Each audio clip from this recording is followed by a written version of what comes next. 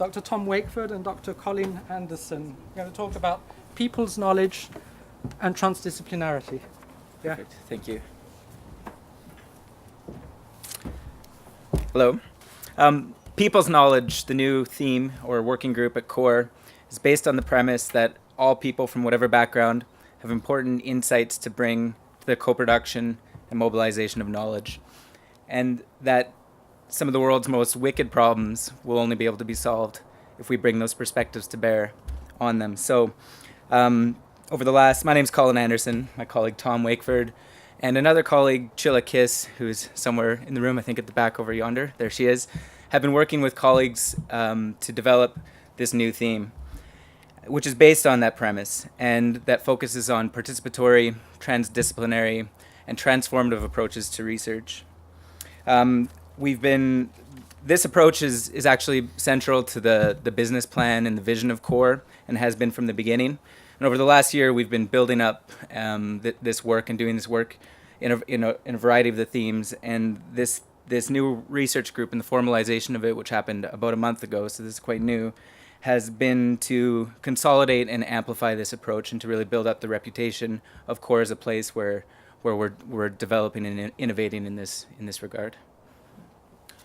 So you've heard the word transdisciplinary a lot this afternoon, and people's knowledge, participatory, transdisciplinary, and transformative research is based on a kind of transdisciplinary insight that says we've got multiple knowledges out there, and there it is, a diagram showing at the bottom right, you've got in orange natural science knowledge, social sciences, and they're all valuable. And on a personal note, having spent time in a natural science lab for 3 years, I really valued the ecological knowledge that was there, but I think we all understand that isn't sufficient. And what Michelle and others have mentioned as the blue side there of indigenous knowledge is farmer knowledge, citizen consumers, and that knowledge might be expressed through rituals, it might be through storytelling, but actually that can tell us some very important things about how we can create a food and water system that is more resilient. So we're bringing it together, I guess, at the sort of the disc there, the enriched picture, and out of that comes an integration of knowledge that cross-fertilizes and ends up in a co-produced sort of synthetic knowledge in the sense of coming together, providing a new synthesis that can lead to positive change.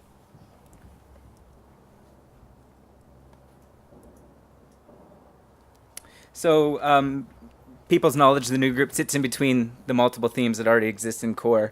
So within each of those themes, there are people that are really kind of focusing on this approach, using various methods, various approaches, various techniques to draw out transdisciplinary insights. So there are people using citizen and public science, participatory action research, community engaged research, participatory video, art-based inquiry, and this is all kind of coming together in this theme to really, again, amplify it and draw it out and to continue to develop and innovate in this area.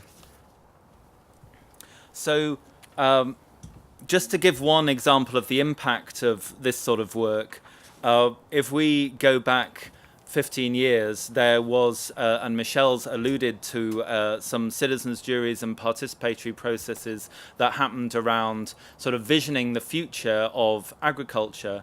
And one in particular that took place in Andhra Pradesh made some headlines.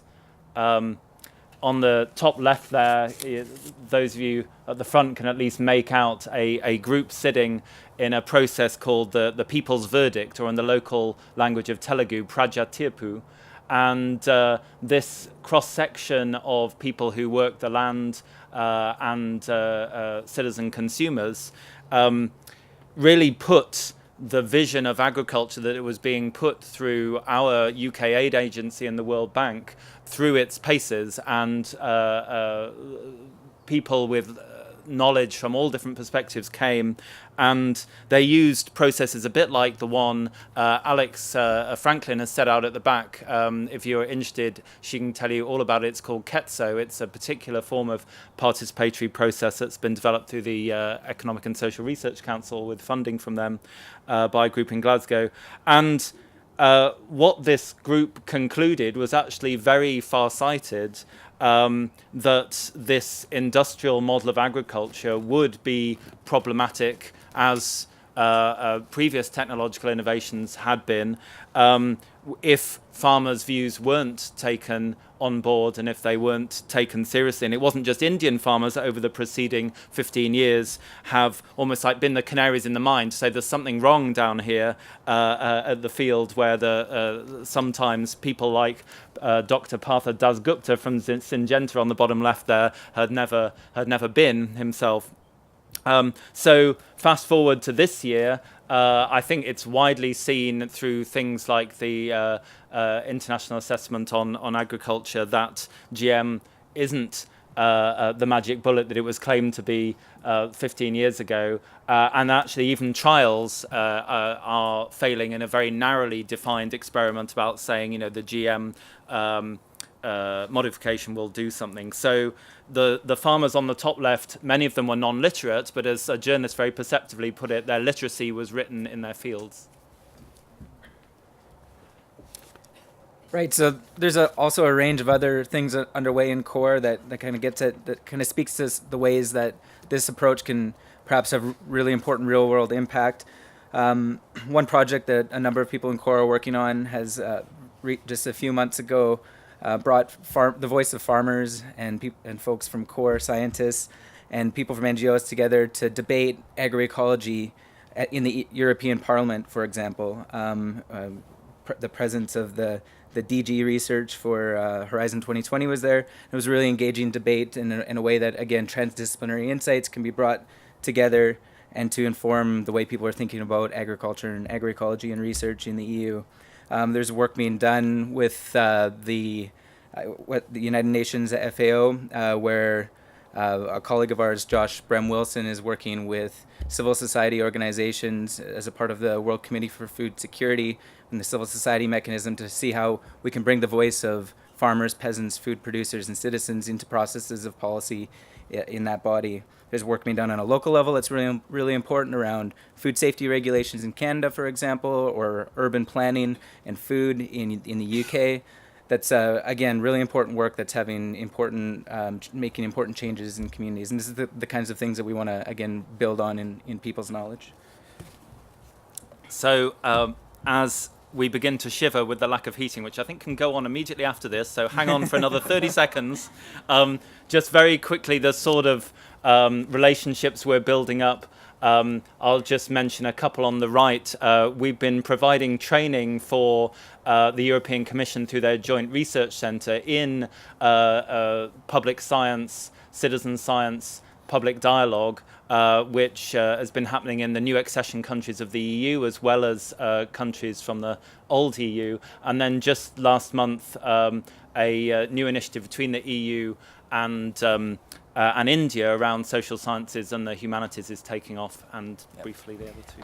And I think one of the things to say is that this approach is now being demanded by society, that research becomes more relevant to people and to draw in people's knowledge. And bodies like Horizon 2020, obviously a significant funder of research, they're demanding that research consortia become multi-actor and involve the voices and the participation of farmers and farm groups and SMEs. And so there's now a real kind of opportunity for us to really build in and enhance that component of what we do.